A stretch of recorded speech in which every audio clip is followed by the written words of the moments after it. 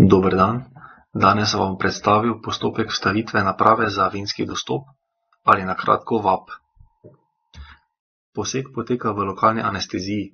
Vi ležite na operacijski mizi, nagnjeni ste malenkost na glavo, nato vas mi umijemo, sterilno pokrijemo in nato vam pod ključnico apliciramo lokalni anestetik ter omrtvimo kožo.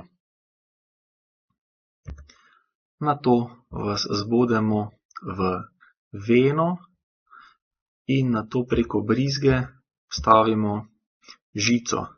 Žica gre do srca, nato iglo odstranimo, preko žice nato napeljemo še kateter, žico odstranimo, nato kateter skrajšamo in si v podkožju naredimo prostor za manjšo napravico, ki je v obliki cilindra, ter jo fiksiramo na kateter, zašijemo v podkožje, nato zašijemo kožo in poseg je končan, traja približno 30 minut.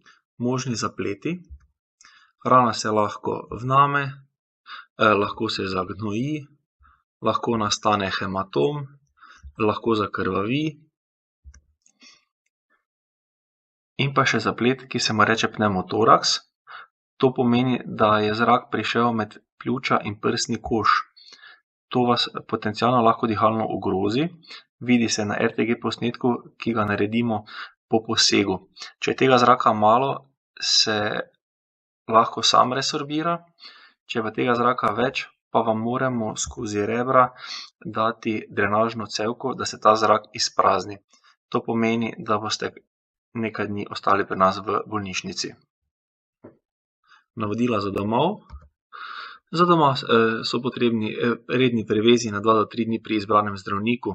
Šive odstranite 10. dan pri izbranem zdravniku. Naša kontrola po presoji lečečega zdravnika, v primeru poslabšanja stanja pa je potrebna kontrola pri pristojni urgentni službi. Hvala.